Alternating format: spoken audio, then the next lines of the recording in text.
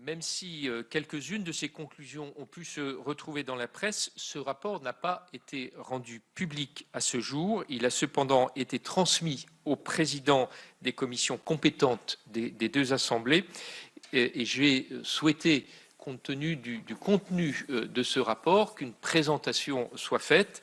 Je précise que ce rapport a pu être consulté par les membres de notre commission dans des conditions qui ont fait que le document n'a pas pu sortir. Les conclusions de ces travaux sont d'une grande sévérité et d'une certaine manière implacable. À rebours des éléments avancés devant notre commission par la présidente directrice du Louvre, elles pointent la défaillance générale du musée comme de sa tutelle dans la prise en compte des enjeux de sûreté. La présidente du Louvre avait précisé ici même que le cambriolage était un échec, mais à la lecture du rapport, il apparaît clairement que ce n'est pas un échec fortuit, qui n'est pas dû à l'accumulation d'un manque de chance, mais bien à des décisions qui n'ont pas été prises pour assurer la sécurité. Cette défaillance intervient à 3 niveaux. Sur le plan stratégique, tout d'abord, avec une priorisation des missions d'accueil et de médiation culturelle par rapport à la sûreté. Sur le plan de la gouvernance, ensuite, l'articulation entre les différentes instances chargées des questions de sûreté apparaissant floues et insuffisamment formalisées. Sur le plan technique, enfin, du fait de l'obsolescence des équipements du musée, ce dernier point ayant concentré les explications avancées jusqu'à ce jour par l'équipe dirigeante, évoquant notamment une dilution des responsabilités, une dérive doctrinale profonde, je cite, et une inversion des priorités.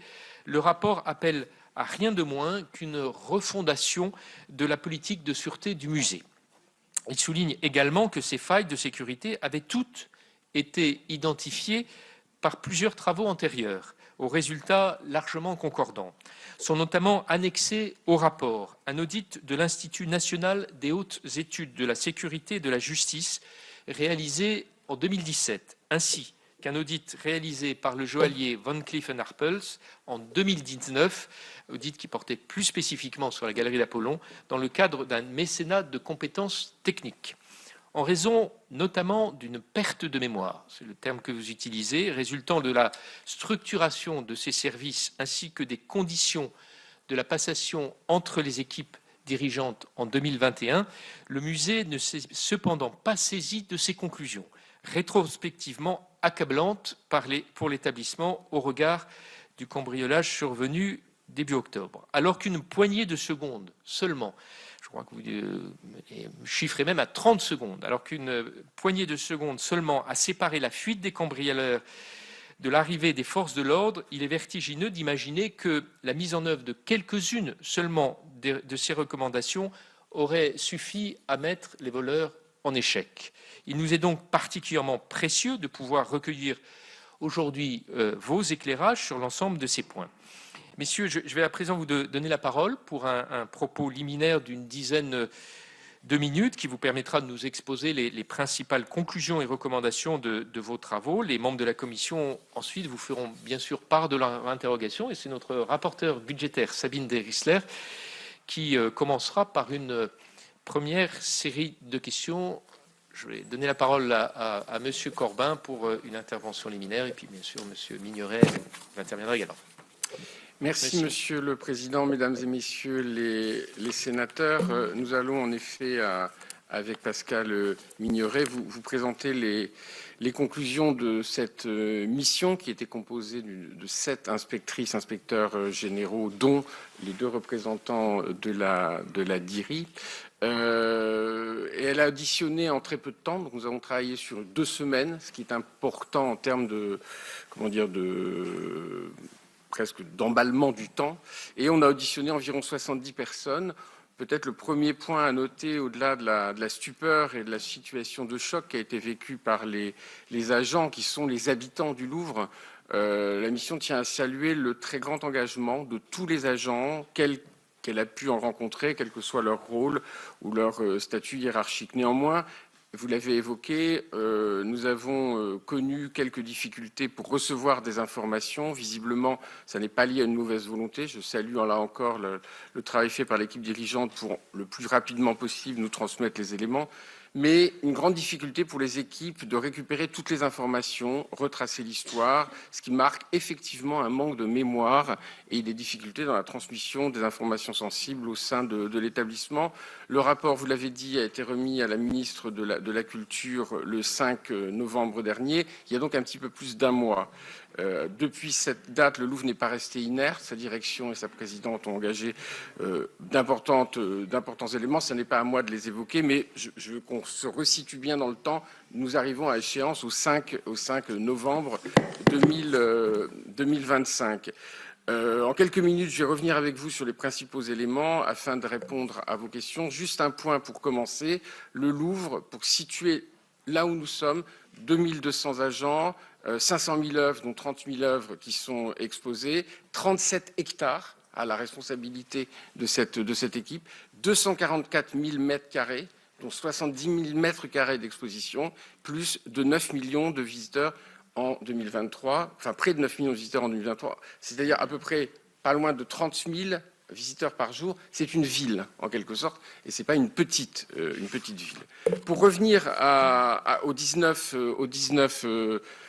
octobre, l'analyse chronologique des événements survenus entre 9h30 pour l'arrivée et puis 9h34 et 9h38 pour le temps vraiment du cambriolage, montre que les consignes ont été bien appliquées. Les dispositifs d'alarme, qu'il s'agisse des fenêtres ou des vitrines, ont bien fonctionné et avec une bonne réactivité. Les agents, et on resalue leur travail, ont fait ce qu'ils devaient faire pour mettre à l'abri les publics qui se trouvaient là.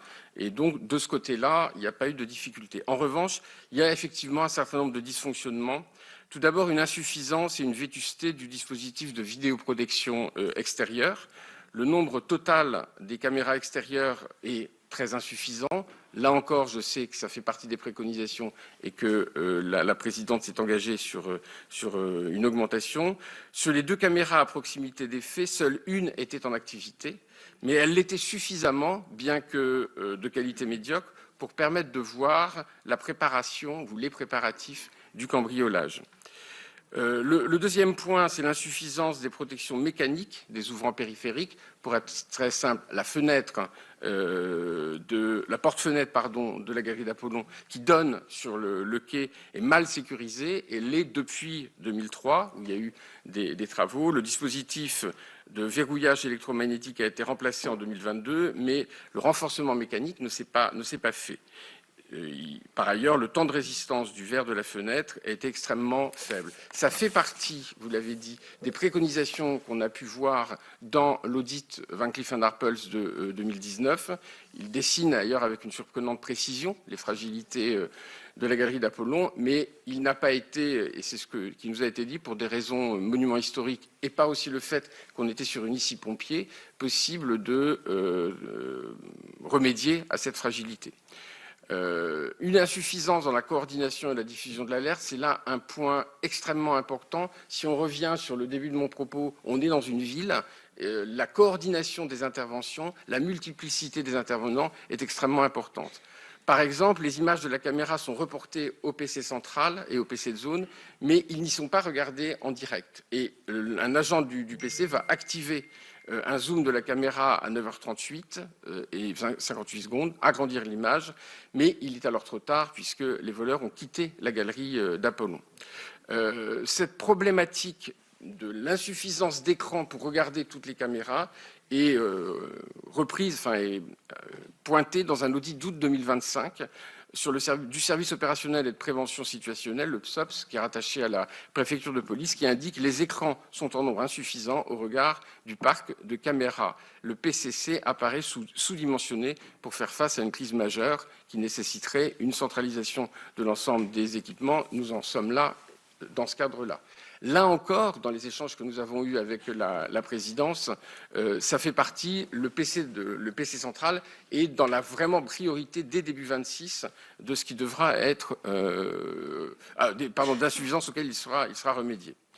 L'intervention, et on peut la saluer, des agents de la société privée Securitas qui a une sous-traitance sur les abords du musée, accompagné des agents d'intervention du Louvre sur le quai François Mitterrand, a permis d'éviter le pire, c'est-à-dire la destruction avec un incendie des traces. Et je pense qu'on peut se féliciter de ces interventions qui ont probablement sauvé ces traces, qui ont permis d'arrêter autant de malfaiteurs que ceux qui ont été arrêtés. Vous le disiez, Monsieur le Président, à 30 secondes près, les agents de Securitas ou les policiers à bord de la voiture auraient pu empêcher la fuite des voleurs.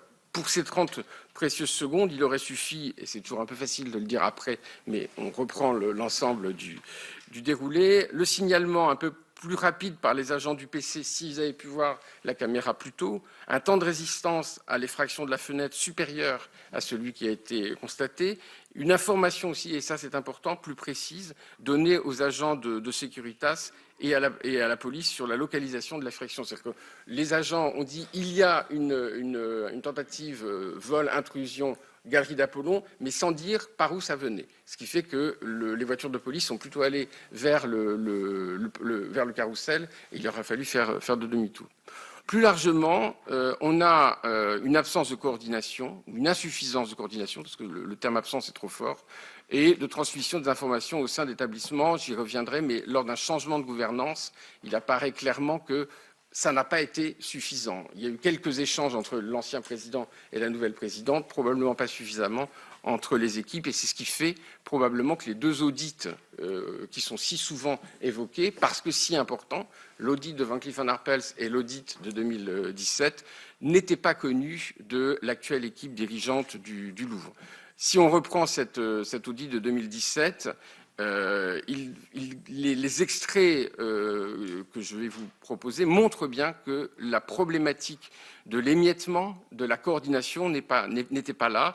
L'établissement n'a pas intégré un véritable management de la sûreté et surtout, le PML ne peut plus ignorer faire potentiellement l'objet d'une atteinte dont les conséquences pourraient se révéler dramatiques, ce qui est arrivé. Alors, outre les dysfonctionnements que j'ai évoqués, plusieurs enseignements peuvent être tirés. Tout d'abord, le risque de vol à l'intérieur du musée a été sous-estimé. Dans la cartographie des risques de l'établissement, le risque intrusion-vol est coté à un maximum de 12 sur 64, c'est-à-dire sur une cartographie des risques, on est en zone verte. On n'est pas du tout en zone ni d'importance ni d'alerte. Deuxièmement, le vol a mis au jour les carences en matière de doctrine, de formation, de procédures de sûreté, sur la nécessité d'une refonte de la doctrine de sûreté, au-delà des missions d'accueil et de médiation confiées aux agents, il convient vraiment de travailler cette question par de la formation. Les formations vol ont représenté, dans le cadre des formations organisées par la DRH, pas plus de 4% en 2024. Et dans un des courriers adressés à la présidente juste après le cambriolage, il est évoqué que le scénario du 19 octobre n'a pas été envisagé. Donc on est là vraiment sur la nécessité de revoir les choses. Troisièmement, ont été relevées les insuffisances et la vétusté des équipements, en particulier la protection périmétrique, je ne vais pas y revenir, mais l'insuffisance de caméras ou leur obsolescence. Face au dysfonctionnement, la mission estime nécessaire de mettre en place 4 séries de mesures afin de renforcer la sûreté des œuvres du musée. Tout d'abord, la nécessité de réévaluer le risque de vol à l'intérieur du musée. Il faut, et il est important de compléter et d'actualiser les audits de sûreté réalisés en 2017, en 2018, mais il y en a eu un en 2023 sur les intrusions voitures béliers et un que je venais d'évoquer tout à l'heure du SOPS sur globalement la sûreté interne. Il y a un véritable travail qui doit permettre de mailler les choses vers une refonte de la cartographie des risques. Et une cartographie des risques n'est pas un objet je dirais mort qu'on met là, mais c'est un outil, et c'est un outil qui, derrière, doit conduire à des fiches d'action et à des process mis en œuvre par la direction de l'établissement. Il est important de renforcer l'efficacité de la stratégie de surveillance à travers, je l'évoquais, un plan de formation exceptionnel, mais aussi par la création d'une fonction spécifique rattachée à la présidence et disposant d'une autorité fonctionnelle sur l'ensemble des services. Là encore, la présidente a répondu positivement à cette recommandation, puisqu'une fiche de poste a déjà été publiée afin assez rapidement de pouvoir recruter quelqu'un. Troisième point, mettre à niveau les équipements. Et là, c'est la question du schéma directeur des équipements de sûreté qui a été initié en 2017 et qui devra être entré en réalisation à partir de 2026, ce qui fait une assez longue période. Et il est vraiment indispensable de reprioriser ce schéma directeur au regard des événements du 19 octobre, dans l'attente de son déploiement, prévoir la mise en œuvre de mesures compensatoires d'urgence autour notamment du bâtiment. Et le dernier point, c'est la nécessité de renforcer, mais assez structurellement, les relations entre le musée et son ministère de tutelle. C'est la question de la gouvernance et de la tutelle. Et ça vaut pour le Louvre, mais ça vaut aussi pour beaucoup d'établissements publics. Le ministère de la Culture se caractérise par l'importance de ses opérateurs.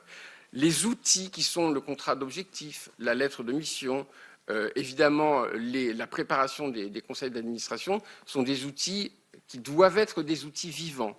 On est au moment où le Louvre va travailler et va finaliser un contrat d'objectif.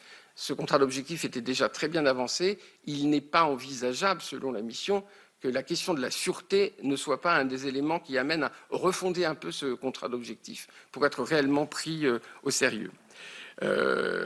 Voilà comment nous voyons les choses. Il est important aussi qu'un point d'information régulier au sein de toutes les instances puisse être fait.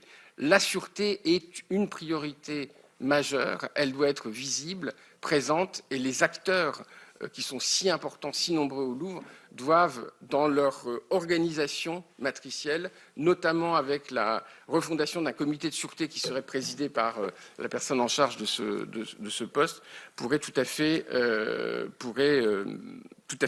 être utile. Et puis évidemment, un point indispensable, ça fait partie de nos recommandations, lors de la passation, il n'est pas envisageable, comment dire les choses, il n'y a pas une personne qui dirige un établissement puis ensuite une autre. Il y a un établissement multiséculaire qui est le musée du Louvre, qui est un palais de France, et la personne qui le quitte a un devoir de transmission de tout ce qu'elle a pu y faire, notamment de plus sensible pour la personne qui arrive. Les équipes doivent vraiment travailler ensemble, et il est dans nos préconisations, il est préconisé de réfléchir avec les établissements, avec le secrétariat général du ministère, le secrétaire général étant, je le rappelle, aux fonctionnaires de défense et de sécurité, de réfléchir aux modalités de cette transmission afin de les normer un petit peu. Voilà en 10 minutes ce que je pouvais vous dire, Monsieur le Président. Merci, Monsieur Corban. On va bien sûr revenir à travers les questions sur ces différents éléments que vous nous avez présentés. Juste une question pour faire un petit bilan des audits. Vous nous confirmez bien, c'est en annexe du rapport, qu'il y a eu 2 audits principaux, celui de 2017 à la demande de la direction du Louvre, qui est un audit général de sécurité, celui de 2019, qui est un audit fait par Van Cleef & Arpels spécifiquement sur la galerie d'Apollon, et il y en a eu 2 autres par la suite, 2023-2025, fait par la préfecture de police, l'un sur les véhicules béliers, l'autre sur la sécurité de nuit. J'ajoute un en 2015 sur l'informatique, sur l'ensemble des... Il a été aussi pas mal évoqué. Et vous nous confirmez bien que la direction du Louvre, à savoir l'administrateur général et son adjoint, au moment où vous avez réalisé la mission, n'avaient pas connaissance de l'audit de 2017 et de celui de 2019. Qui vous les a remis alors ?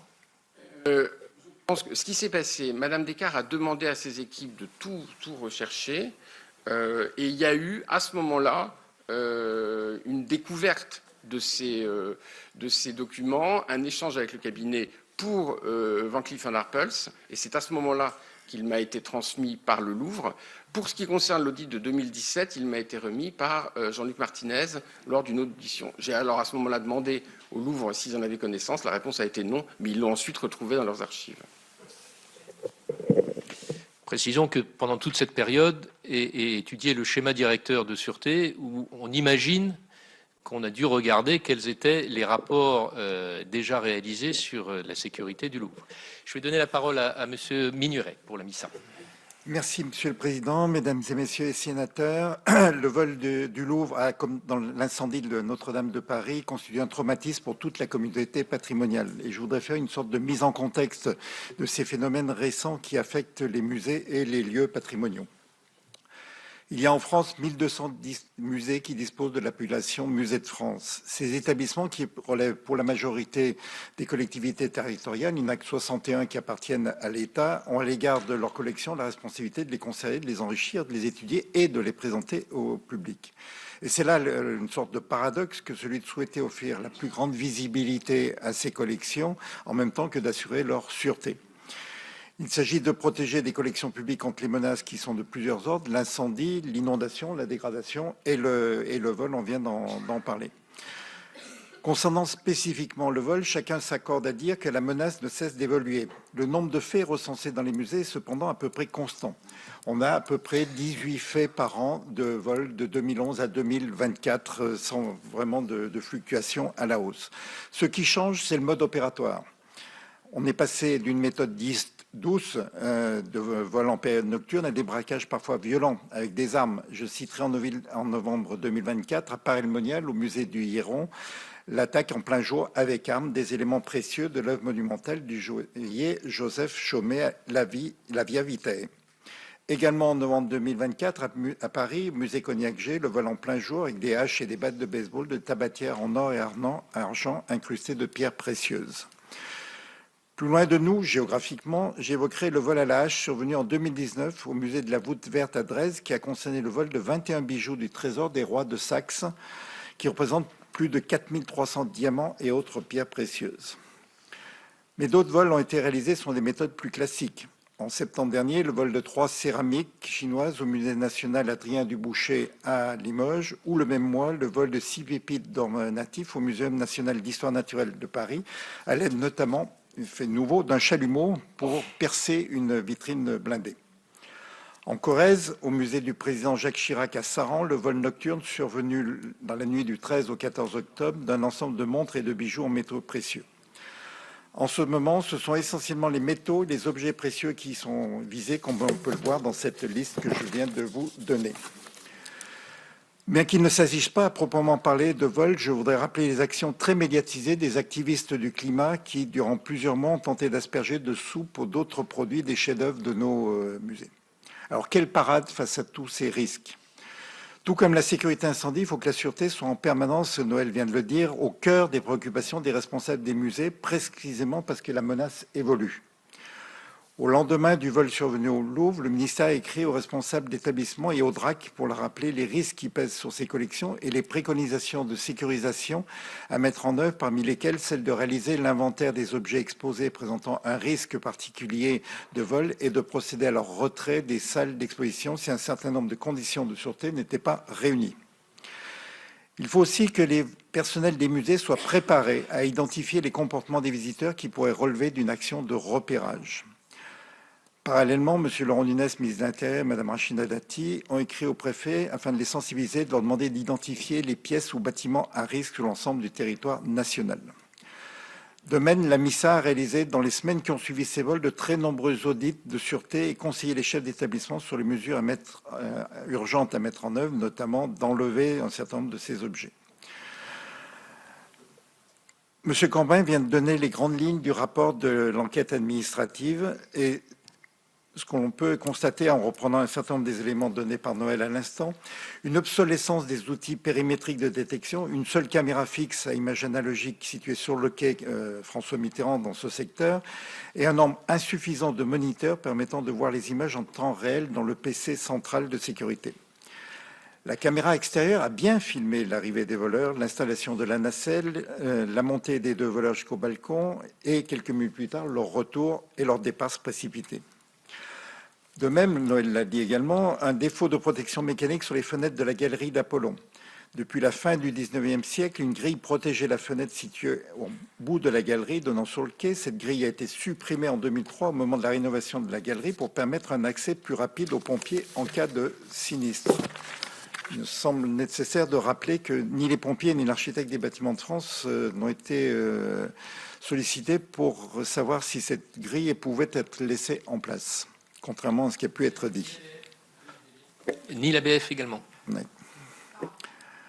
En 2018-2019, au moment du remplacement des vitrines des bijoux de la couronne dans la galerie d'Apollon, la question de la grille sera à nouveau posée, mais à nouveau, aucun renforcement n'est intervenu. Seul, Noël l'a dit, le système de verrouillage électromagnétique de la porte-fenêtre a été changé. Il a parfaitement fonctionné. Dès qu'elle a été ouverte, il s'est déclenché. En revanche, il est faux de dire que les vitrines installées en 2018-2019 étaient moins solides que les anciennes. Plus solide que les anciennes, pardon. Le mécanisme de la grande vitrine centrale qui datait des années 50 était obsolète et avait même engendré un accident. L'un des volets mobiles était tombé sur l'un des joyaux, la spinelle côte de Bretagne, qui avait été nécessaire de restaurer. Et une autre fois, un des plateaux portant les bijoux avait basculé pendant la manœuvre des panneaux. Ce mécanisme tombait régulièrement en panne et n'était pas réparable, d'où le changement des vitrines. Le Louvre avait opté pour des verres plus solides que ceux préconisés par l'audit Van Cleef. Et de ce fait, les vitrines ont résisté près de 3 minutes, malgré l'emploi de moyens nouveaux, les disqueuses portatives, qui sont des moyens, les vitres par balle, je parle sous le contrôle de mon collègue Yetu Bena, sont faites pour résister à des coups de masse, de hache ou éventuellement à des tirs d'armes à feu, mais pas forcément à des disqueuses portatives. Ce n'est pas dans les standards des fabricants. Ce qui a manqué, ce n'est pas la sûreté intérieure, c'est la protection extérieure largement insuffisante et les obstacles mécaniques, on vient de le dire, pour retarder les voleurs et les fameuses 30 secondes dont on parlait. À ce manque de protection extérieure est venu s'ajouter l'absence d'obstacles de type borne rétractable ou de poteaux en bordure du trottoir sur le quai. Mais à la décharge de musée, un vaste programme de protection mécanique destiné à prévenir les attentats à la voiture bélier a été progressivement déployé tout autour du Louvre depuis plusieurs années. La dernière opération ayant été la mise en place de bornes rétractables au niveau de la porte des Lions, côté sud. Ces travaux indispensables sont conditionnés par le déploiement du schéma directeur des équipements de sécurité, le SDES. Celui-ci a été présenté la semaine dernière par le Louvre avec un engagement pour une signature des premiers marchés d'ici la fin de l'année 2025. La création d'un fonds sûreté est envisagée à l'instar de ce qui a été fait pour l'ensemble des cathédrales appartenant à l'État après l'incendie de Notre-Dame. Et à la fin du mois de novembre, a été mis en place un groupe de travail piloté par mon service pour faire des recommandations sur l'ensemble de ces problématiques de sûreté que l'on connaît dans les musées ou les établissements patrimoniaux. On a déjà eu 2 réunions, la 3e est le 17 décembre prochain. Ces actions récentes permettent d'être raisonnablement optimiste pour la suite. L'incendie de la cathédrale Notre-Dame avait révélé la vulnérabilité de nos cathédrales au risque incendie. 6 ans plus tard, une seule de nos cathédrales, celle de Montauban, et pour des raisons externes, est encore fermée au public. Toutes les autres sont en bon état par rapport à ce risque incendie. Gageons qu'il en sera de même pour la sûreté de nos musées dans quelques années. De précision avant de passer la parole à notre rapporteur, la MISA n'a jamais été saisie par le Louvre, en tout cas sur la période 2015-2025. Je confirme que la MISA n'a jamais été saisie par le Louvre. Est-ce que vous pouvez vous autosaisir ? On peut s'autosaisir à la demande du service des musées de France, effectivement. Et ça n'a jamais été fait ? Ça n'a jamais été fait. Vous avez précisé que le SDES, le fameux schéma directeur de sécurité, a été présenté la semaine dernière. La semaine dernière, l'ensemble des services de la Direction générale des patrimoines et de l'architecture, avec ses différents volets pour une mise en œuvre à partir du début de l'année 2026. Il n'avait jamais été présenté avant, alors que les concours, les appels d'offres ont été lancés au début de cette année ? Pas à moi, en tout cas, pas à la MISA, en tout cas. Madame la rapporteure. Oui, merci, Monsieur le Président. Merci à vous tous pour les éléments que vous venez de nous donner.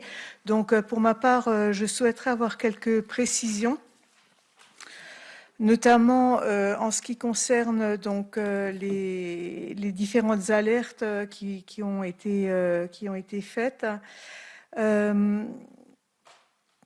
Alors, même si vous avez apporté quelques éléments d'explication, le fait que l'équipe dirigeante actuelle n'ait pas eu connaissance des audits qui ont été réalisés nous interpelle quand même beaucoup. Et la mémoire de ces dossiers devait au moins être portée par quelques personnels. L'absence de transmission s'explique-t-elle par le remplacement en 2021 de tous les agents qui avaient travaillé sur ce dossier ou par une mauvaise politique archivistique. On peut aussi imaginer que ce type de document devait être mobilisé pour la préparation du schéma directeur sur la sûreté, qui a apparemment occupé les équipes à la fois pendant le mandat de M. Martinez et celui de Mme Descartes. Donc, votre avis sur ce sujet.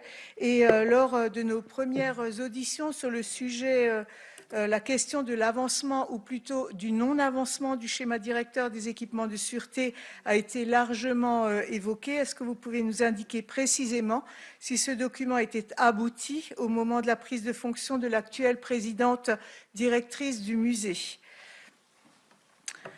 Le rapport donc relève que la MISA n'était pas intervenue au Louvre ces dernières années et d'une absence de sollicitation, vous l'avez redit tout à l'heure. Est-ce qu'il est envisagé de faire évoluer les conditions de saisine de la MISA à l'avenir pour assurer une périodicité minimale de contrôle dans les établissements ?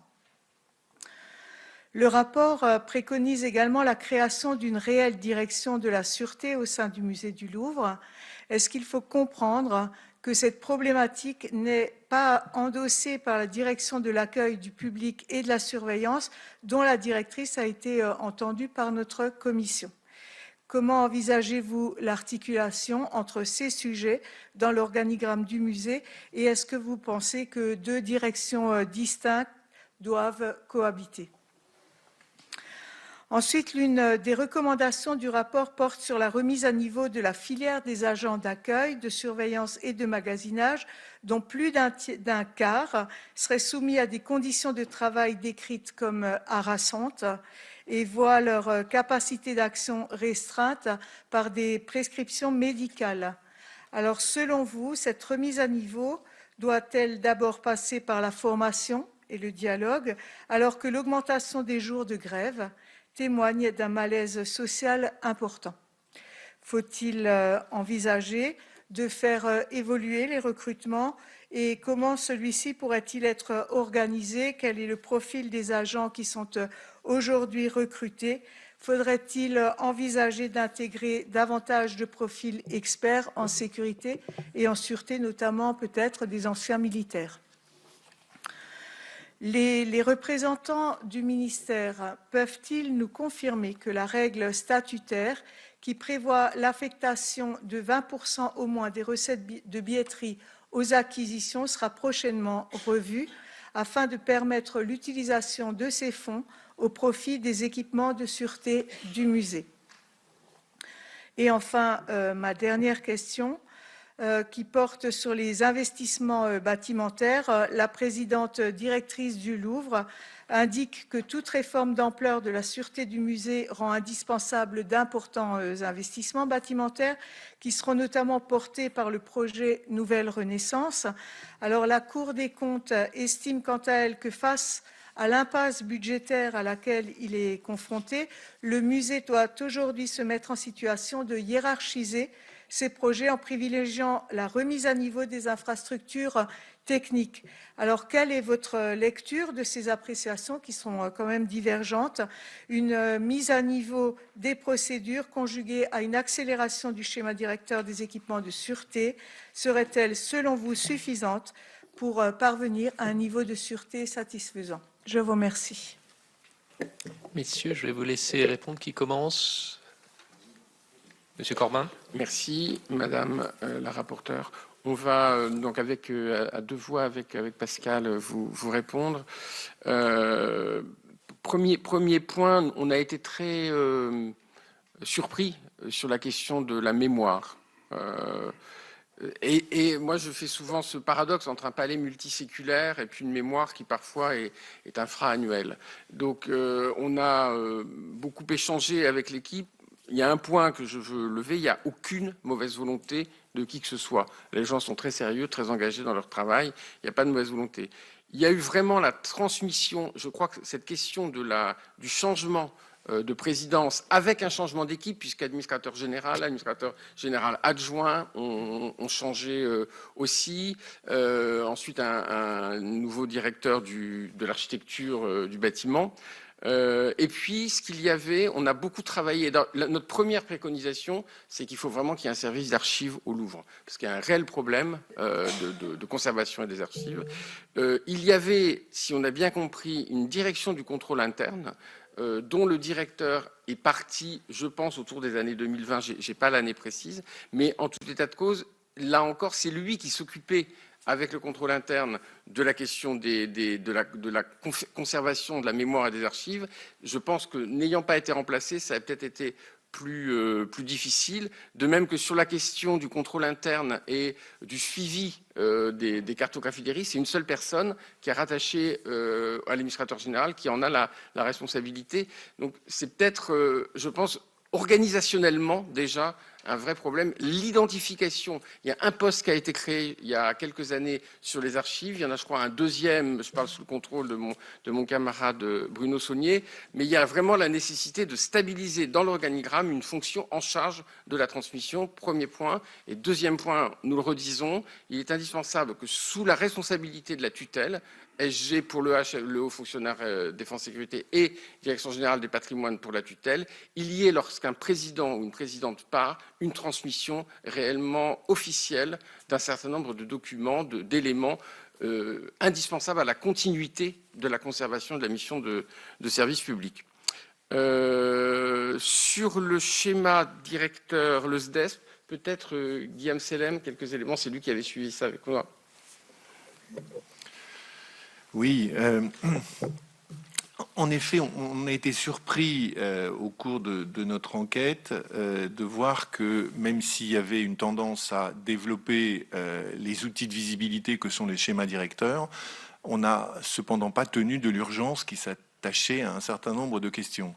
Alors, c'est une bonne chose que de développer les schémas directeurs. Ça donne une vision d'ensemble des opérations à mener, quelles qu'elles soient, parce qu'il n'y a pas que la sûreté, la sécurité, incendie, mais il y a aussi la rénovation du palais, la gestion des flux de visiteurs, etc. etc. Ça permet d'avoir une vision assez précise de l'évaluation des besoins financiers et de leur phasage dans le temps. Donc, c'est des outils évidemment très utiles. En revanche, il nous semble que l'élaboration de ces outils ne dispense pas de réaliser les opérations urgentes et même qu'elles ne doivent pas se traduire par un gel de l'ensemble des opérations dans l'attente du déploiement qui nous amène au minimum au-delà de 2033-34 et encore dans les deux projets Louvre Grande Colonnade et Louvre Demain, il y a encore des phases qui ne sont même pas chiffrées ni évaluées précisément, mais qui sont inscrites, notamment tout ce qui est la remise aux normes bioclimatiques qui est évidemment nécessaire. Donc, ce qu'on a constaté, après d'autres, la Cour des comptes l'avait fait aussi, c'est que le déploiement du schéma directeur des équipements de sûreté est très très faible, 4%.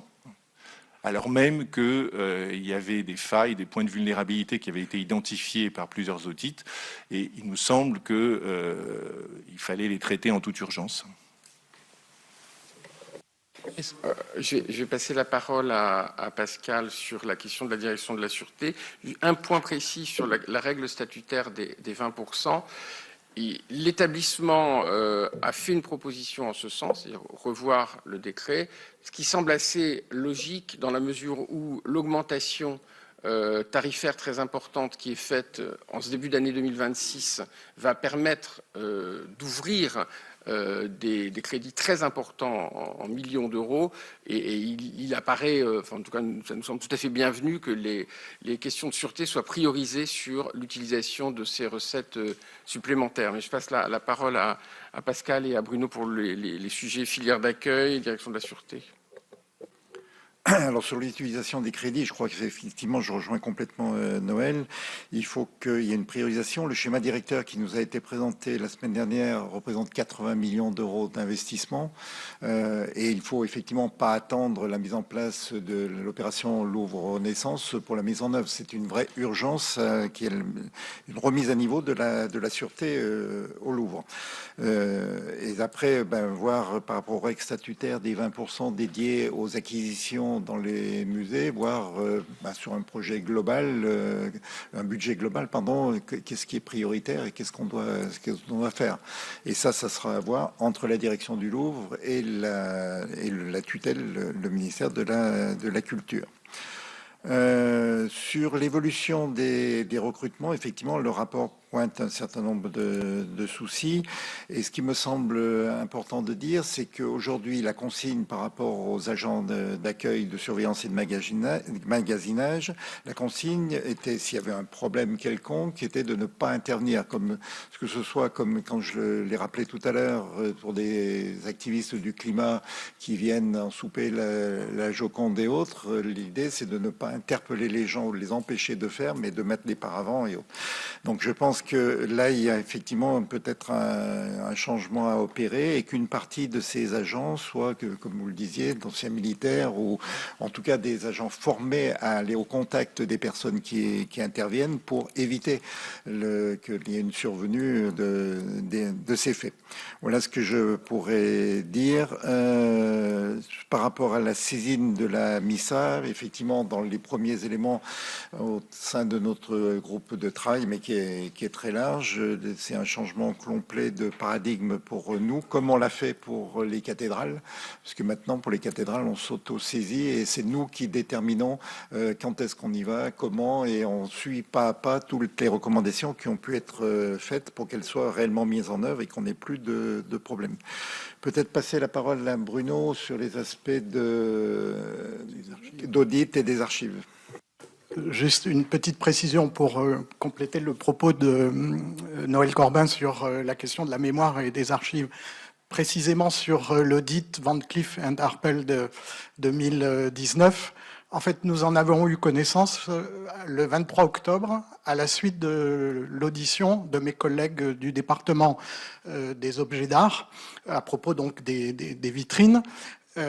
Et c'est donc à la suite de cette audition qu'on a demandé à avoir connaissance de cet audit qui a fait un cheminement. Alors, en fait, il était conservé au département des objets d'art du Louvre ainsi qu'au service des archives du musée du Louvre, mais pas dans les autres services.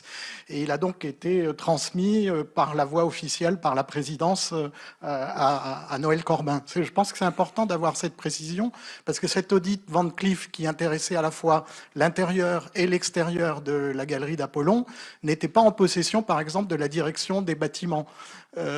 C'était les archives et le département des objets d'art qui le conservaient. Je pense que c'est un point important. Et effectivement, sur la conservation des archives, alors il y a eu beaucoup de progrès. Il faut quand même reconnaître cela. Ces 3-4 dernières années, il y a eu tout un programme de mise en place d'un système d'archivage officiel des archives. Il y a quand même, ils ont récupéré ces derniers mois 400 mètres linéaires d'archives. Ils sont 2 archivistes, alors que dans les autres établissements, généralement, c'est plutôt 3. Et donc, il y a un progrès qui est fait. Il y a des formations qui sont faites dans les différents départements, mais il y a un énorme retard à rattraper au Louvre en matière d'archivage. C'est quelque chose d'important. Quelques éléments de précision avant de passer la parole à mes collègues par rapport à ce que vous nous avez dit. D'abord sur le schéma directeur. Vous dites dans le rapport qu'il y a un grand retard pris dans l'élaboration du schéma directeur. Je rappelle qu'il a été identifié comme une des priorités par l'audit rendu début 2017, que rapidement, à l'issue de cet audit, la direction à l'époque du Louvre engage la mise en place d'un schéma directeur. Et comme vous l'avez signalé tout à l'heure, Monsieur Migneret, nous sommes fin 2025. Le schéma vient d'être arrêté avec des premières mises en œuvre. Les marchés ont été, je crois, passés. Une première mise en œuvre 2026, donc près de 9 ans pour arriver au schéma directeur. Vous dites qu'il y a des retards. Est-ce que vous pourriez nous en dire un peu plus sur les retards, notamment? Il y a une phase que l'actuelle direction du Louvre a mis en évidence, c'est-à-dire que l'état d'avancement du schéma directeur en septembre 2021, enfin fin 2021, au moment de l'arrivée de la nouvelle direction, était jugé insuffisant, notamment sur 3 points, dont la vidéoprotection périmétrique et puis l'hypervision au niveau du système, là aussi, de vidéo. Deuxième élément, parce que je crois qu'il est important, Monsieur Amselem, vous précisiez que ce n'est pas parce qu'il n'y a pas de schéma directeur qu'on ne peut pas faire des investissements. Vous donnez des chiffres précis dans votre rapport sur les investissements réalisés depuis 2016-2017. On voit très clairement, mais je vous laisserai bien sûr compléter, qu'il y a une accélération des investissements en matière de sécurité de 2018 jusqu'à 2021, et qu'à partir de 2022 et surtout 2023-2024, il y a une baisse significative du montant des investissements. Je vous apporterai quelques précisions. Et par rapport à vos remarques sur l'audit Van Cleef & Arpels, là aussi pour qu'on comprenne bien, vous nous avez précisé que la direction des objets d'art avait bien connaissance et avait même le rapport, l'audit, et n'en a pas fait part à sa direction depuis 2021, depuis l'arrivée de la nouvelle direction. Aucun personnel de la section des objets d'art n'a rapporté l'existence de... Je vous laisserai répondre. J'apporte une deuxième question. Qu'on comprenne bien, dans l'audit Van Cleef, il y a des préconisations très précises. Un certain nombre de préconisations concernent l'intérieur de la galerie d'Apollon, d'autres concernent l'extérieur. Le rapport Van Cleef & Arpels a été commandé par la direction, le service, vous serez plus précis que moi dans votre réponse, le service qui a la responsabilité de l'intérieur de la galerie d'Apollon. Il a donc mis en œuvre les mesures préconisées. L'autre direction qui a la responsabilité de l'extérieur, pour lequel un certain nombre de préconisations précises avaient été faites, des caméras, un renforcement de la vitre, une mise en place d'une barrière infrarouge. L'autre direction n'a mis en place aucune des mesures préconisées par l'audit Van Cleef & Arpels. Je vous laisse répondre. Excusez-moi, merci beaucoup. Sur le schéma directeur et le grand retard, c'est une question qu'on s'est évidemment posée. Alors, il y a plusieurs éléments. Il y a le changement, évidemment, de présidence. Ce qui nous est dit par, et Guy précisera, mais ce qui nous est dit par Madame Descartes quand elle arrive, c'est que le schéma n'est pas complet quand elle arrive à l'automne 21. Il a déjà pris du retard avec la crise des Gilets jaunes, le Covid. Enfin, on nous a expliqué vraiment que c'était assez complexe. De ce que l'on sait depuis l'arrivée de Madame Descartes, ce que l'on sait, on l'a très précisément dans le document qui est le contrat objectif de performance et le RAP, le rapport annuel de performance, sur les sujets qui sont liés à cette question du schéma directeur qui fait l'objet d'un numéro 19, d'un indicateur numéro 19 pour le suivi et qui nous dit en 2022 qu'on avance, la remise de la phase projet dans le cadre des études de MOE, pardon. En 2022, on remet l'avant-projet définitif et en prévisionnel 23, il est prévu de finaliser le dossier de consultation des entreprises et de publier le marché de travaux. Fin 2023, quand on est plutôt en 2024, on nous dit que en 2023, le cahier des charges techniques et le dossier ont été achevés. L'indicateur sur l'état d'avancement du schéma directeur de sûreté vise à s'assurer de la bonne mise aux normes du palais et l'avenant au contrat d'objectif 2024 prévoyait en 23 le démarrage des travaux, ce qui n'a pas été fait. Et c'est les propos même de la direction du Louvre, on constate un décalage du lancement des travaux par rapport à la prévision. À la fin 23, les documents de consultation pour l'appel d'offres et les cahiers des charges ont été finalisés, tandis que l'appel d'offres interviendra début 24 pour un lancement des marchés en 2024. Ça n'a pas été le cas, puisqu'en 2025, quand on a analysé le rapport annuel de performance sur 2024, il est dit qu'il y a un décalage qui tient à des raisons budgétaires et de charges de travail pour les équipes. La publication de l'appel à candidature est repoussée fin 24 avec aujourd'hui un lancement plutôt en 2026. Je ne sais pas si tu peux préciser. Non, mais vous avez raison, Monsieur le Président. Il y a deux phases qu'on peut distinguer. Le lancement du schéma directeur remonte à 2017. Donc à ce moment-là, on lance une mission d'assistance à maîtrise d'ouvrage pour élaborer ce schéma directeur. Puis 2 ans plus tard, en 2019, on lance la procédure de maîtrise d'œuvre. On trouve un prestataire auquel on notifie le marché en 2020. Voilà, donc jusque-là, ça avance. Puis en 2022, donc quelques mois après le changement d'équipe de direction, 6 mois, la nouvelle direction considère que le niveau d'ambition en matière de sûreté de ce schéma directeur n'est pas suffisant. Et dit, moi je veux renforcer effectivement sur un certain nombre de points, donc il faut être plus ambitieux sur la surveillance périmétrique, il faut installer 5 postes de commandement, il faut déplacer le PC central à proximité de la direction générale, il faut intégrer les thématiques de cybersécurité, donc du coup on gèle le processus. C'est ce qui explique que effectivement les dépenses à ce moment-là s'arrêtent. Et puis après avoir retravaillé ce document, il est présenté au conseil d'administration fin 23, donc il y a 2 ans. Voilà. Et depuis, on n'a pu que constater que Noël l'a rappelé, hein, que les choses avancent très peu. Mais je redis que ce schéma directeur ne dispensait pas de mettre en œuvre un certain nombre de mesures d'urgence.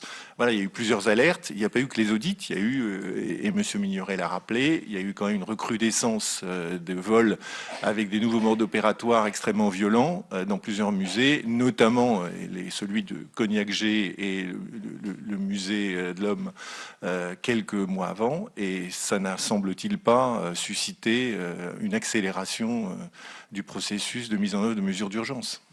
Pour compléter juste sur cette question, avec votre question sur le tableau globalement des dépenses de sûreté de 2016 à 2025, il est clair qu'on le voit, et vous l'indiquez, en dépenses d'investissement en 20, 21 et 22, on a au total sur la période plus de 10 millions. L'effort est hors schéma directeur, c'est essentiellement, enfin c'est pour beaucoup d'ailleurs, les dépenses de fermeture des Tuileries. Donc il y a un énorme travail qui est fait sur les Tuileries. Et par ailleurs, effectivement, il y a une baisse ensuite, en 23-24. Il y a quand même environ 1 400 000 € qui ont été dépensés. Et le Louvre nous a donné les...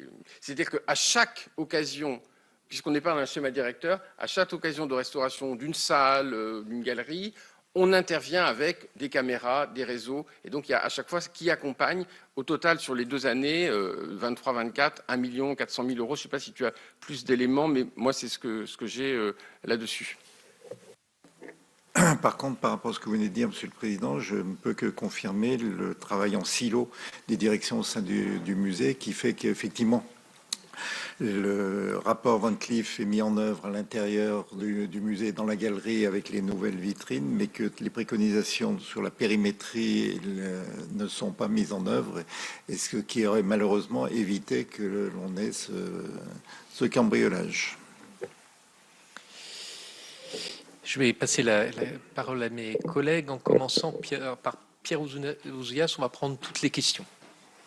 Merci, Monsieur le Président. Merci beaucoup pour vos réponses extrêmement franches, extrêmement loyales. Je crois qu'on n'a pas besoin d'une commission d'enquête pour que les fonctionnaires disent tout ce qu'ils savent d'un dossier. Je salue votre loyauté parfaite vis-à-vis de l'institution qui vous salarie.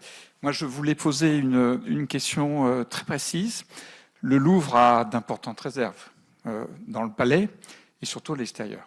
Est-ce que votre mission les a expertisées? Est-ce que vous avez réalisé les mêmes travaux sur ces dépôts? Est-ce qu'on a la certitude qu'ils sont protégés contre l'incendie et le vol de façon absolument rigoureuse? Merci, Monsieur le Président. Colombe Brossel. Merci beaucoup, Monsieur le Président. Merci, Madame la rapporteure, et merci à vous, messieurs, pour tous les éléments que vous venez de nous apporter et qui permettent, au-delà même de la lecture du rapport, de mieux comprendre l'enchaînement des séquences, on va dire ça comme ça. Évidemment, et vos derniers propos, monsieur, c'était un duo Corbin-Amselem sur le séquençage, sur le schéma directeur des équipements de sécurité est éloquent sur les stop and go dans un bon français. Et ça fait apparaître en effet un sujet et d'avancée et de financement. Les chiffres sont de ce point de vue-là vraiment éloquents, passer de 12 millions d'investissements sur la période 2019-2022 à 3 millions sur 2023-2026 est quand même un élément particulièrement interrogeant. J'ai été frappée dans vos propos, sur ce que vous avez appelé la perte de mémoire. Perte de mémoire sur un certain nombre de sujets, sur des mises en œuvre, perte de mémoire sur l'avancée des travaux. Mais je ne peux m'empêcher de penser, et Noël Corbin y a fait allusion dans sa présentation rapide du rapport, au fait que la perte de mémoire, elle est manifestement évidente à l'intérieur du Louvre, mais elle l'est tout autant de la part du ministère de tutelle. Tout ce que vous venez de nous exposer depuis tout à l'heure, que ce soit sur les audits, que ce soit sur les décisions prises ou non, sont des décisions qui, à un moment donné, ont été présentées, soit dans les contrats d'objectifs et de performance, soit au sein du conseil d'administration, soit dans les rapports, soit, j'imagine, à l'occasion d'échanges informels. Et cette absence de mémoire, elle n'est manifestement pas que le fait des équipes du Louvre, dans leur diversité, je mets un S à équipe, mais aussi une perte de mémoire de la part du ministère de la Culture qui exerce la tutelle. Alors, vous dites bien dans le rapport que les moyens affectés au suivi et à l'exercice de cette tutelle sont manifestement pas totalement à la hauteur des enjeux, c'est un seul chargé de mission, mais du coup, au-delà de préconisations peut-être de nature générale qui sont faites dans le rapport sur le fait que la tutelle exerce son rôle de tutelle, finalement, pardon de le dire aussi simplement, quelles préconisations opérationnelles pouvez-vous faire, quelles recommandations sur le fait que le ministère de la Culture exerce réellement le rôle qui est le sien de tutelle du plus grand musée de notre pays. Et on voit bien à quel point, y compris cette absence de tutelle, cette absence de gouvernance, a été pénalisante pour l'ensemble des équipes du Louvre et, de fait, après ce cambriolage, l'ensemble d'entre nous. Agnès Evren. Merci, Monsieur le Président. Merci à vous pour vos réponses extrêmement claires et sans détour. Je tiens quand même à rappeler qu'aujourd'hui, les Français sont encore meurtris de voir que le plus grand musée du monde a pu être cambriolé aussi facilement qu'une bijouterie en pleine journée, au cœur de Paris, et en quelques minutes, 10 minutes, dit votre rapport. Les cambrioleurs sont arrivés à 9h29 et reparti à 9h39 avec les joyaux de la couronne, qui est une perte inestimable, évidemment, pour notre patrimoine. Et je tiens à saluer la réactivité immédiate de la ministre de tutelle, puisqu'elle a diligenté cette enquête administrative. Le 22 octobre, elle a annoncé une mission parlementaire sur la sécurité des musées. Le 24 octobre, elle a annoncé un fonds de sûreté et enfin, notamment le versement d'1 million d'euros en fin de gestion pour accélérer les mesures à mettre en place. Mais il y a un sujet dont personne ne parle et qui n'a absolument pas encore été établi, c'est la clarification de la chaîne des responsabilités. Et ça, c'est important parce qu'en fait, on voit bien qu'aujourd'hui, il y a, une forme de concours de la défausse entre les équipes. Chacun se renvoie la balle, comme si en fait ça ne serait la faute de personne, comme s'il n'y avait pas de responsable ni de la sécurité des œuvres, ni de la sécurité du musée. Alors je vais être très très clair, Monsieur le Président. Je pense qu'au regard de tous les nouveaux éléments, de tous les audits, il y a eu ceux de 2017, ceux de 2019, il y en a eu 5 au total, et de ce rapport accablant, Madame Descartes, présidente du musée du Louvre, aurait dû démissionner ou présenter à nouveau sa démission. C'est une simple question de responsabilité, puisque Madame Dati d'ailleurs avait refusé cette démission qu'elle avait présentée 10 minutes après le cambriolage. Sans doute ça n'était pas le moment, mais aujourd'hui, face à cette série de défaillances, je pense que cette démission est tout à fait justifiée. Et d'ailleurs, votre enquête administrative le confirme.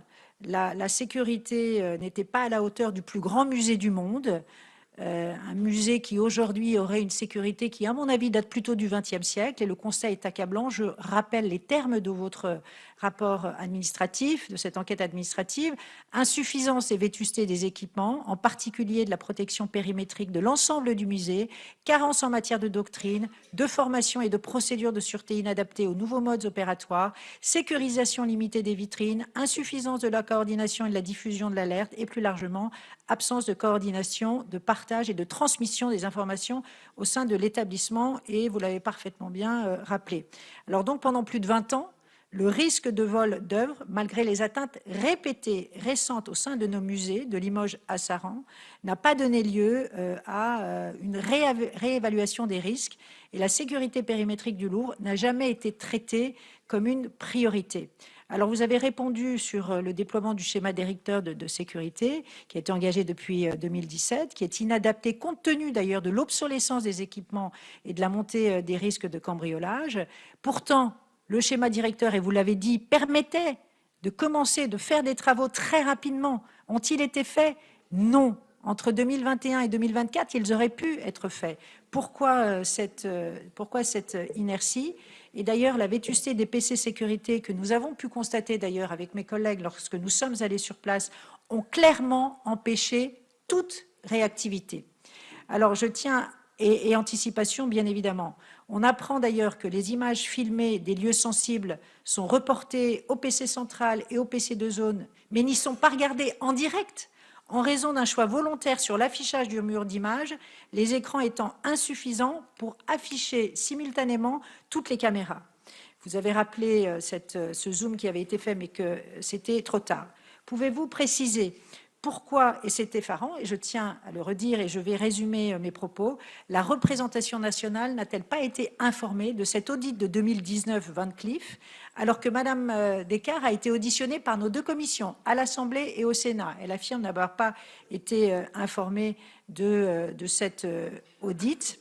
Et pourtant, ce rapport pointait toutes les failles sécuritaires, et notamment la vulnérabilité du balcon de la galerie Apollon, par lequel donc, ont pénétré les cambrioleurs. Oui, je termine. Je voulais juste dire que je trouve ça, là encore, vraiment, consternant. Je n'ai pas de mots, de se dire qu'en fait, le tuilage, visiblement, n'a pas été effectué. La passation n'en était pas une, c'était une non-passation entre Madame Descartes et son prédécesseur, qui a mis en danger les joyaux de la couronne. Et je ne reviendrai pas évidemment sur la vidéoprotection extérieure du musée, parce que tout a été dit, mais voilà, j'aimerais avoir des éclairages sur toutes ces questions. Merci à vous encore pour votre franchise, en effet. Merci. Je précise qu'on auditionnera la semaine prochaine Jean-Luc Martinez et Laurence Descartes. Nous les auditionnerons successivement mardi et mercredi. Lord Arcos. Merci, Monsieur le Président. Je vais rester, moi, très sobre, parce que on n'a pas à dire qui doit démissionner. Moi, je pense honnêtement que Laurence Descartes, la présidente actuelle, est plutôt une victime collatérale d'une succession, c'est ce que vous avez dit, messieurs, à plusieurs reprises, en effet, de non-tuilage. On pourrait même peut-être reprendre Monsieur Loiret avec Monsieur Martinez avec Madame Descartes. Et je pense que tout ça, en effet, il a fallu cette crise pour qu'on remette à plat, en fait, ce manque d'information entre ministère du tutelle et surtout au sein d'établissements. Moi, je voudrais revenir, messieurs, je ne sais pas qui pourra me répondre, sur le fameux rapport Van Cleef. Il m'est apparu dans votre rapport qu'en fait, Monsieur Martinez l'avait encore en main, chez lui. Donc ça veut dire, est-ce que c'était l'original qu'il avait gardé pour lui? Et il est donc, mais je voudrais vraiment, c'est pas un piège, hein, je voudrais que vous me précisiez, il a fallu aller dans les archives pour retrouver une copie et dont Madame Descartes n'en aurait pas eu connaissance avant ce qui s'est passé. C'est un point pour moi important dans ce que je venais de vous dire sur le non-tuilage, plutôt de la responsabilité de Monsieur Martinez, qui n'aurait pas communiqué ce rapport, à mon avis, important. Dans n'importe quel ministère, on regarde les dossiers un peu chauds et on prévient son successeur. Monique de Marco, pardon. Merci, messieurs. Bon, mais moi, je ne vais pas poser la question subsidiaire, hein, à savoir si des anciens militaires seraient quand même plus compétents pour être surveillants de musée. Ce n'est pas le lieu du débat, parce que je m'interroge.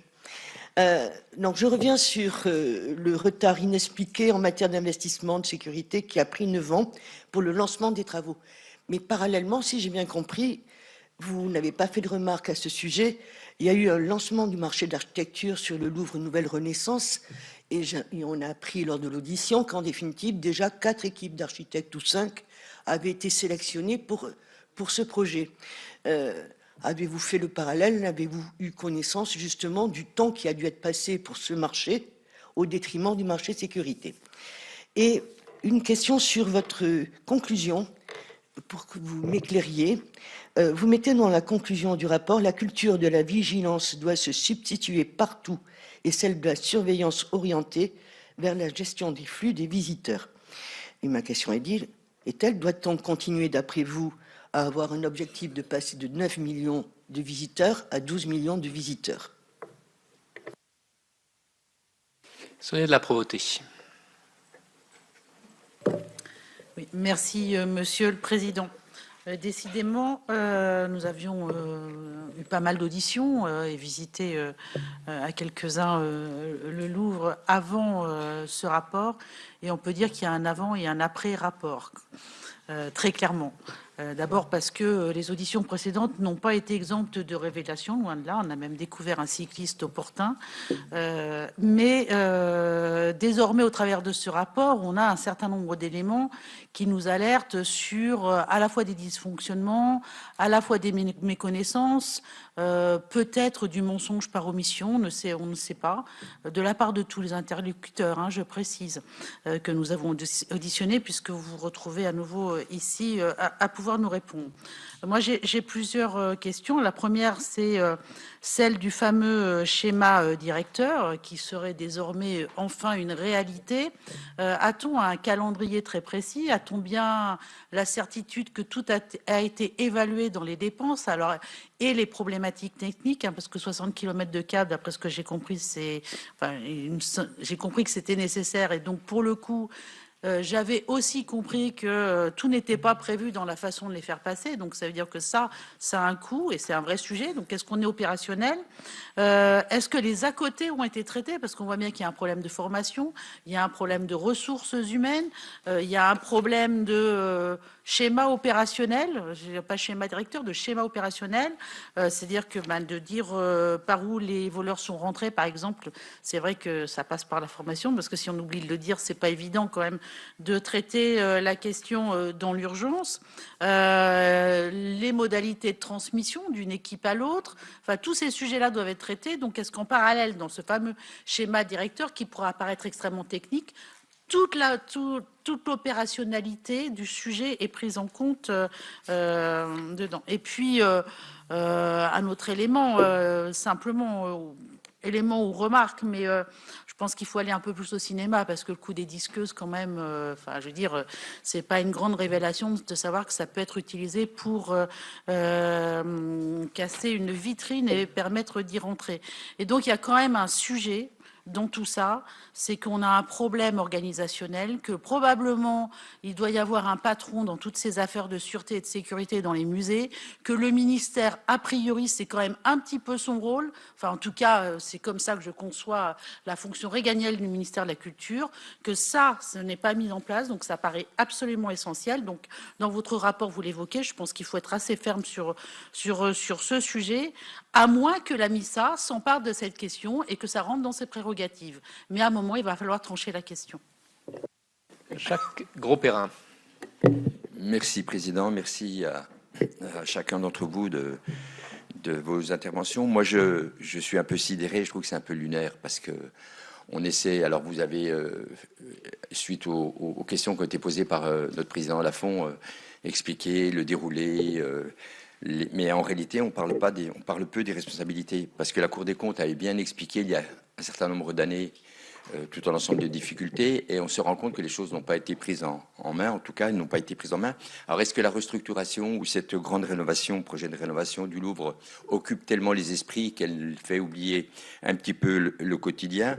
Et lorsque vous parlez qu'il n'y a pas de mauvaise volonté, alors c'est peut-être encore pire, ça veut dire peut-être qu'il y a un problème d'incompétence. Moi, je voudrais vous dire simplement, je l'ai dit la dernière fois lorsque la présidente Descartes était là, je lui ai posé la question de la démission, je lui ai posé la question de est-ce qu'elle l'a déposée. Bon, j'ai bien compris que les choses étaient simplement un écran de fumée, mais est-ce que c'est pas dû aussi à un moment donné, je lui poserai la question la semaine prochaine, est-ce que son attitude qu'elle a démontrée lors de la commission n'était pas le même type d'attitude qu'elle a pu avoir avec M. Martinez, qui a fait que le tuilage ne s'est pas exécuté de manière très fluide et très facile.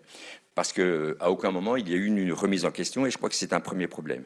Le deuxième problème, je crois qu'il y a un vrai problème de gouvernance. Et si on n'arrive pas, parce qu'on voit bien qu'il y a tout un ensemble de personnes qui ont envie de faire les choses, mais si on n'a pas un patron à la tête de ce grand établissement, je crois qu'on n'y arrivera pas. Alors la question subsidiaire, ça veut dire, est-ce que le patron de ce grand établissement ne doit-il pas être non pas un conservateur ou une conservatrice, mais un manager? Il nous faut un manager, et je pense qu'à un moment donné, il faudra avoir le courage de dire les choses, sortir un petit peu du politiquement correct, parce qu'on se rend compte que les conservateurs ne sont pas formés à faire ce type, ou en tout cas avoir ce type de fonction.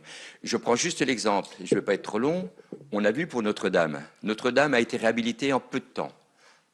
Ça a fait polémique à un moment donné, c'était un général, le général Georgelin. On a vu le résultat est là. Donc ça veut dire qu'à un moment donné, je ne sais pas s'il faut faire appel à un général, mais dans la rénovation du Grand Louvre, c'est quelque chose quand même d'exceptionnel, avec un investissement important. Et moi, je pense que lorsque Agnès Evren parle de démission, je pense qu'à un moment donné, il faudra passer à autre chose. Et il faut que le président ou la future présidente du Louvre soit quelqu'un d'autre, parce qu'il faut à un moment donné responsabiliser les uns et prendre des personnes compétentes. Merci. Merci. Je vais vous laisser répondre à ces différentes questions. Qui commence, Monsieur Corbin? Merci beaucoup.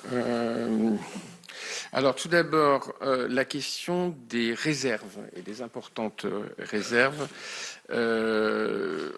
Clairement, non, nous n'avons pas eu le temps de le faire en 2 semaines. On s'est vraiment, dans un timing un peu complexe, on s'est vraiment concentré sur cette demande qui nous a été faite, des conditions et du contexte du vol, mais on n'a pas pu travailler sur les réserves.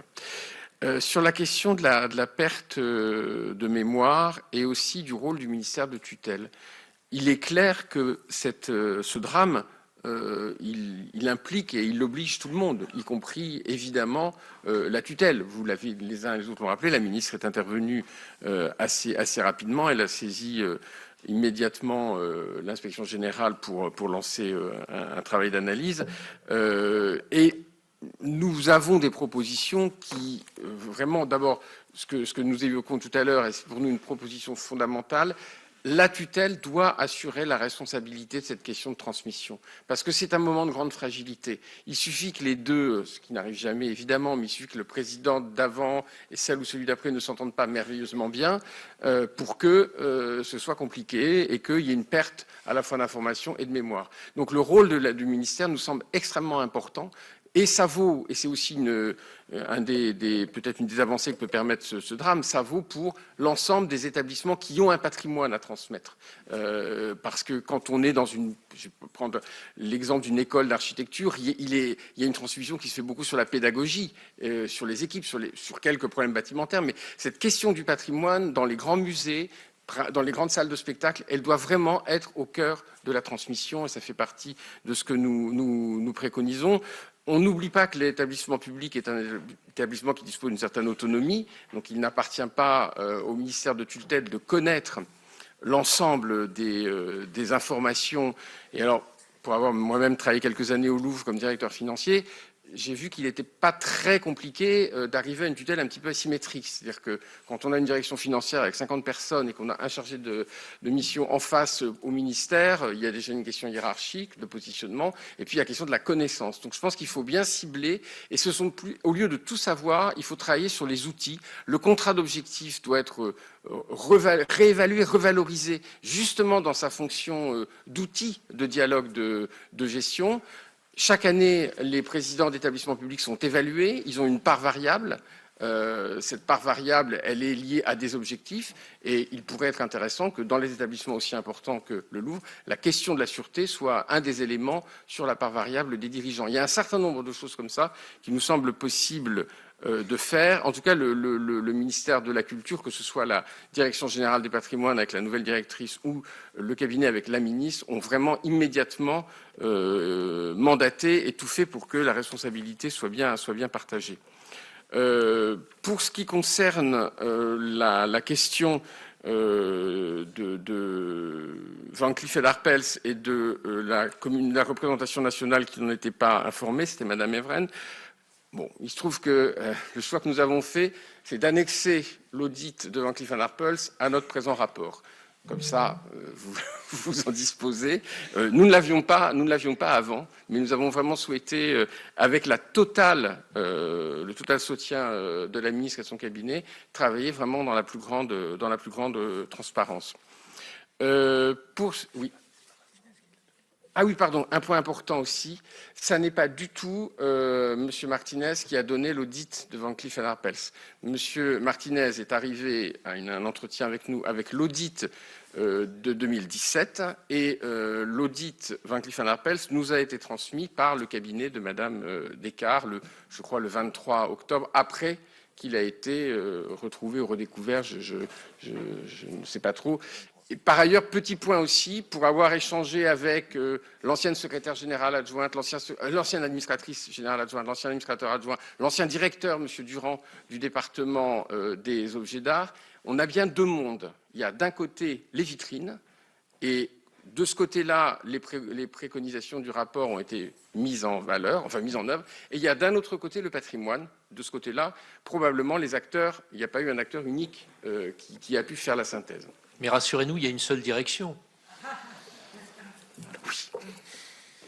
Oui, mais nous préconisons que il existe un comité de sûreté, et ça la présidente vous le dira, qui réunit tout ce monde. Je ne voudrais pas être trop caricatural.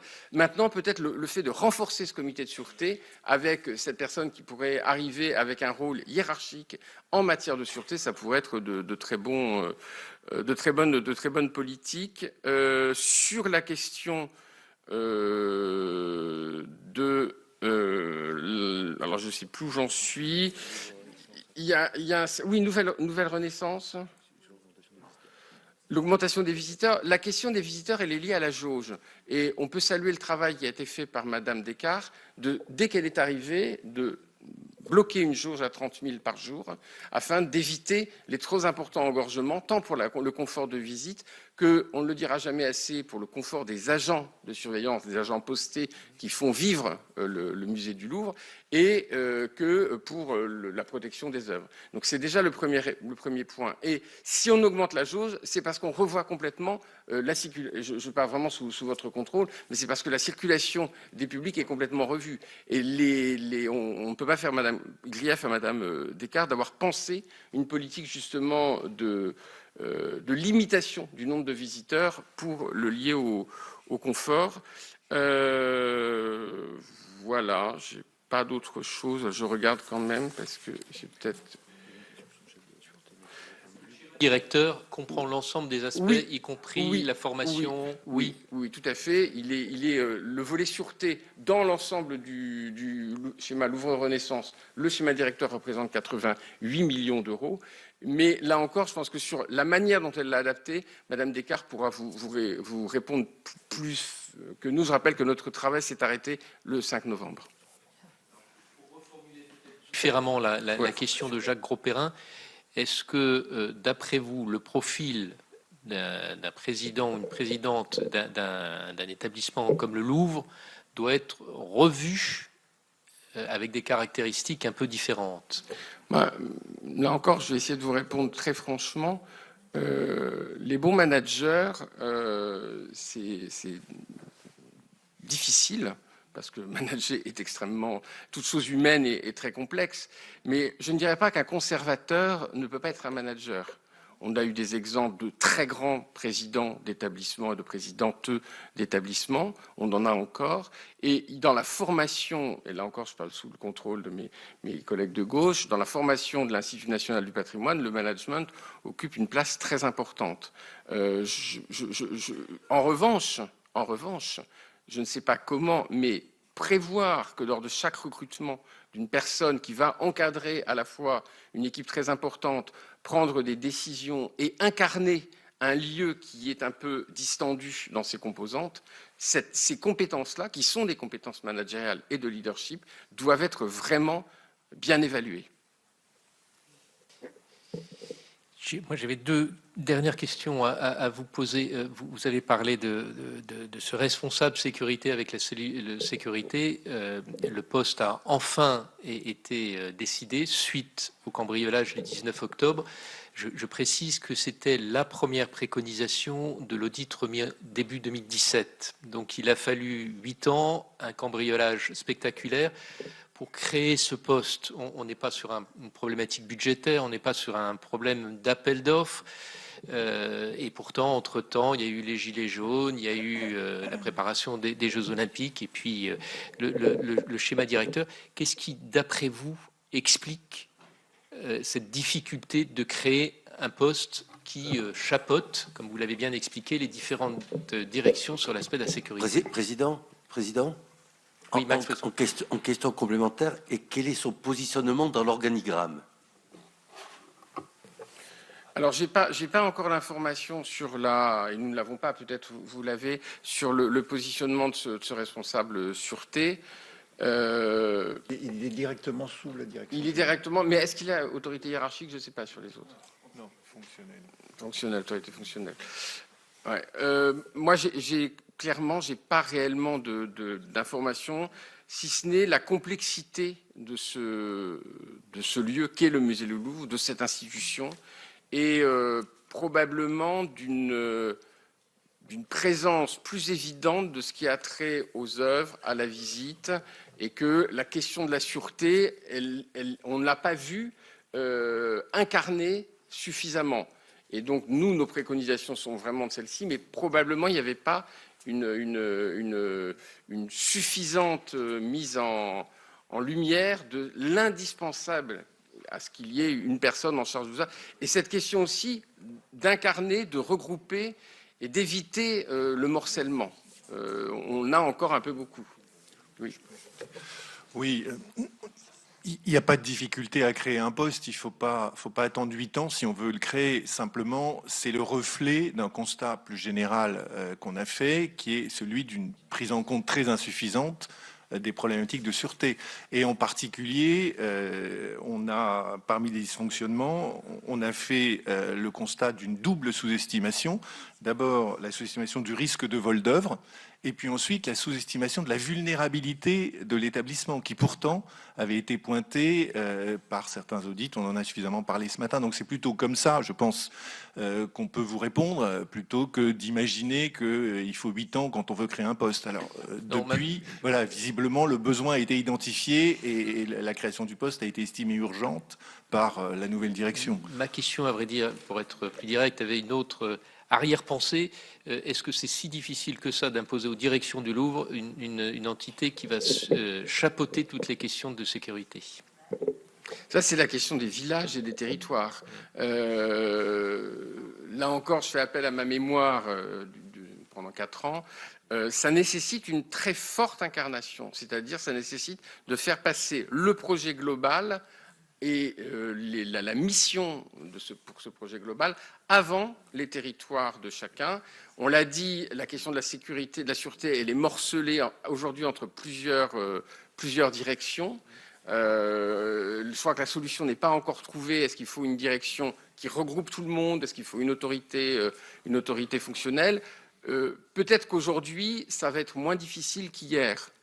d'imposer ce positionnement d'un responsable de la sûreté. Parce qu'on a vu le drame et les agents, enfin je le redis parce qu'on en a été frappé, les agents du Louvre vivent terriblement mal, tous d'ailleurs, quels qu'ils soient, de la présidente à toutes les personnes qui travaillent dans ce lieu, sont complètement traumatisés. Donc je pense que c'est vraiment le moment d'agir. Drexler voudrait revenir sur une question. Oui, en fait, j'aimerais savoir si vous avez eu vent justement d'une possible modification de la règle statutaire qui prévoit l'affectation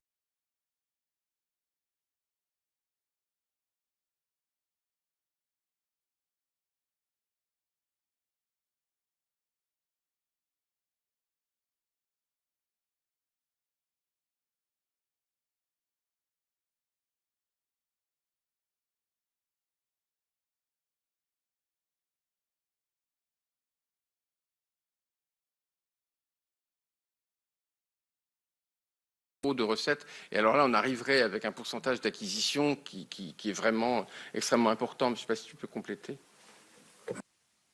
J'ai pas de chiffres pour compléter, mais par contre, par rapport à une question qui a été posée tout à l'heure sur le nombre d'écrans par rapport au nombre de caméras, donner la parole à Guy Tubiana. Monsieur le Président, Mesdames, Messieurs les sénateurs, au niveau des caméras, il est évident, mais c'est partout pareil, il y a évidemment toujours, en général, plus de caméras que d'écrans. C'est logique. Après, toute la question, c'est un problème d'obsolescence du système. C'est-à-dire que là, on l'a vu avec la caméra qui était en extérieur, elle n'était pas, elle était raccordée au PC, mais si vous voulez, il a fallu qu'ils aillent la chercher. Donc voilà, la question, elle est là. C'est-à-dire, en fait, il faut revoir l'ensemble du système, notamment ce qui est prévu par le schéma directeur.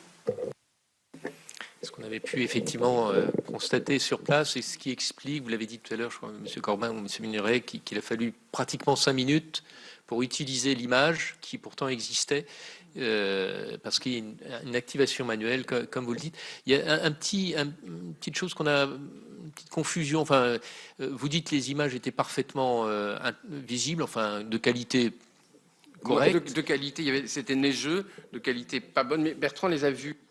Et parce que la directrice de la sûreté, elle dit au contraire, si on a bien lu le rapport, que l'image était floue.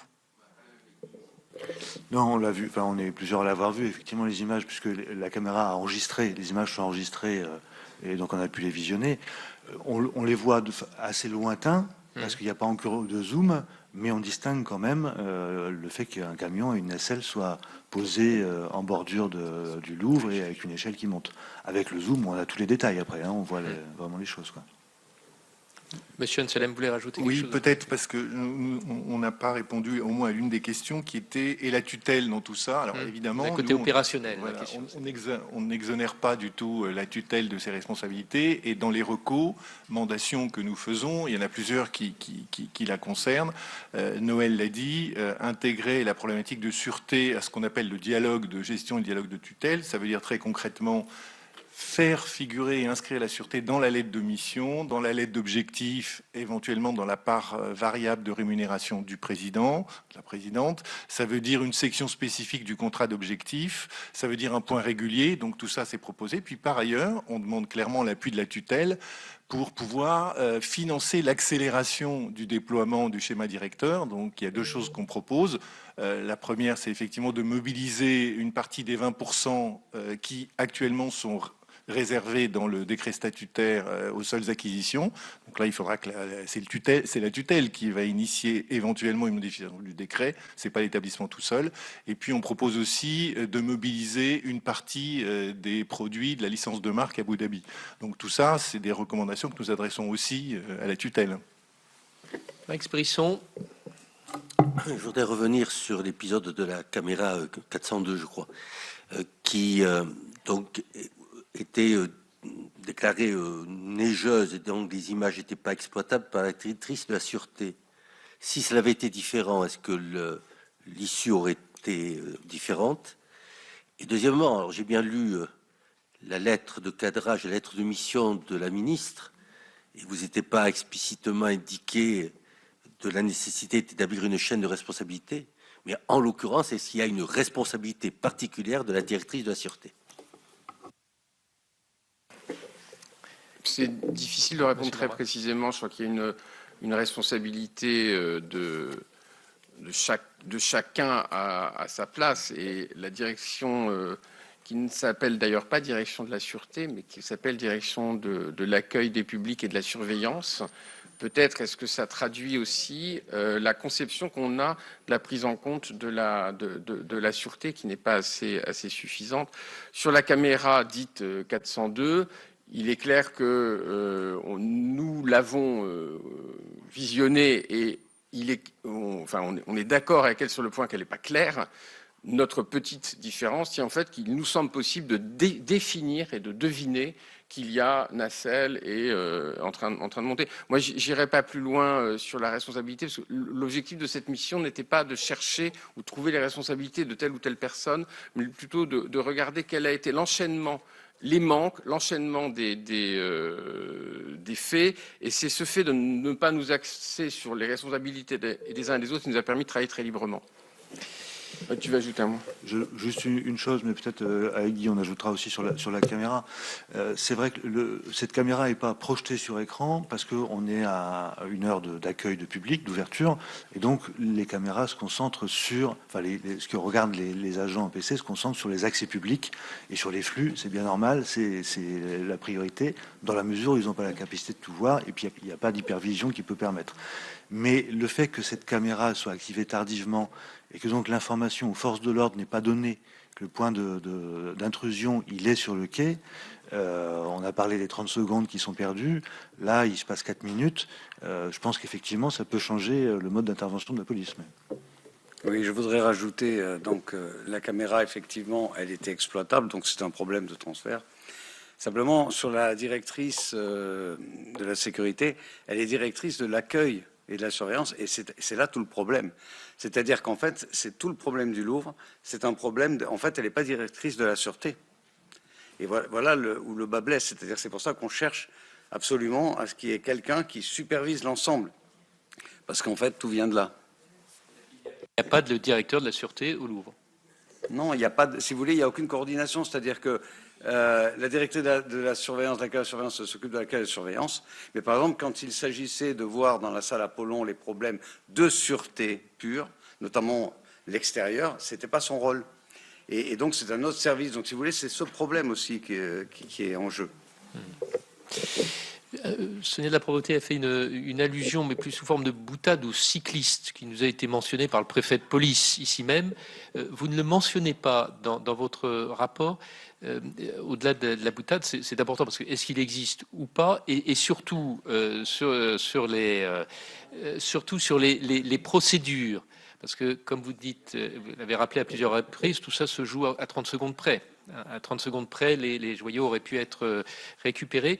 Et vous l'écrivez précisément dans le rapport que les forces de police ne savaient pas exactement où intervenir, puisque dans la transmission des informations qui leur a été données, soit par le PC qui a appelé la mairie du 1er arrondissement ou a appuyé sur le bouton Ramsès, soit les agents de sécurité parce qu'ils entendaient dans les circuits internes, personne n'avait précisé que c'était un vol par intrusion à partir du quai François Mitterrand, et du coup la police se rendait sur le carrousel, et ils ont croisé par hasard, mais sans savoir que c'était eux, les cambrioleurs qui partaient en moto. Est-ce qu'il y a bien eu un appel d'un cycliste, et qui, dans la procédure, qui a fait arriver en premier les policiers sur site? Est-ce que c'est le cycliste ou est-ce que c'est la procédure ordinaire, Ramsès, mairie du 1er arrondissement? Non, nous, on a visionné effectivement l'ensemble des images des caméras de vidéosurveillance interne et externe. Donc, il n'y en a qu'une qui couvrait, comme vous le savez, qu'une partie d'ailleurs du bâtiment. En tout cas, elle ne couvrait pas le parapet, mais on voyait très clairement les opérations sur le trottoir. Donc, on a vu les 2 scooters. On a vu ensuite le camion avec la nacelle, on a vu les plots de chantier, on a vu les gens sortir avec des vêtements gilets orange et gilets jaunes.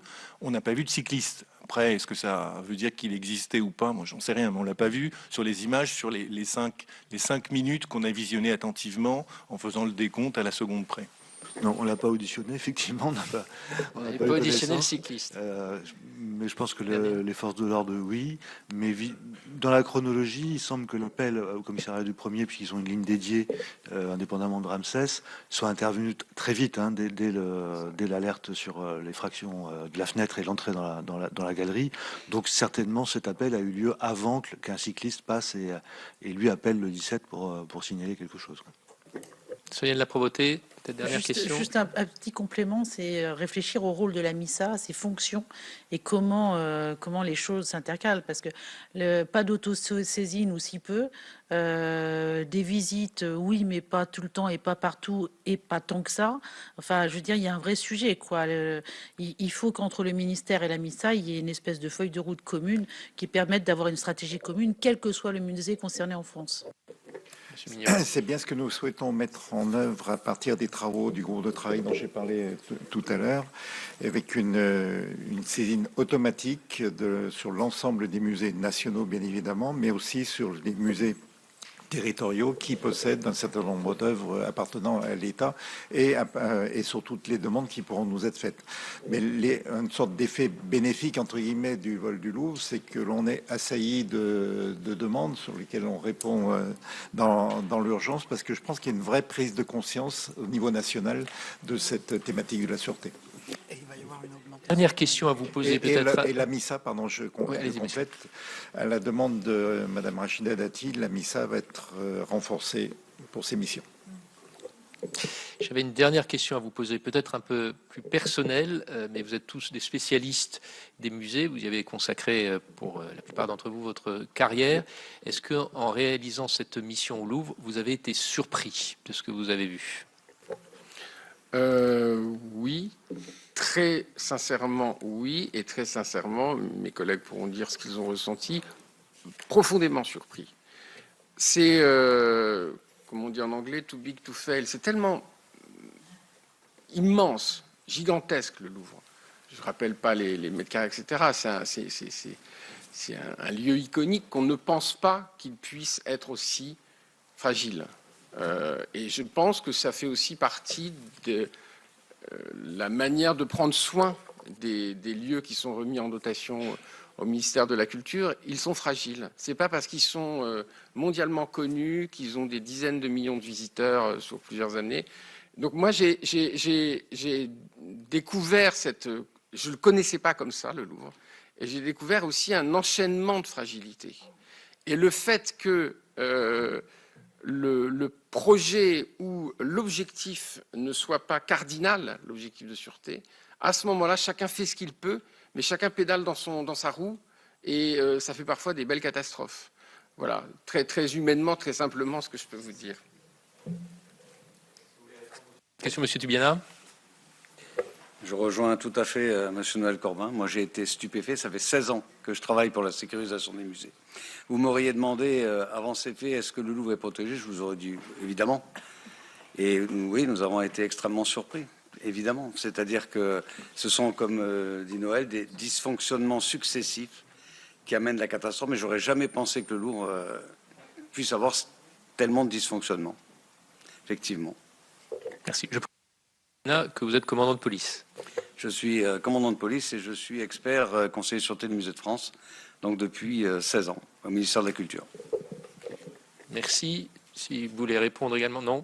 Merci, messieurs, de tous ces compléments d'informations qui ont beaucoup éclairé notre commission. Et donc, nous poursuivons la semaine prochaine nos auditions avec Jean-Luc Martinez et Laurence Descartes. Merci.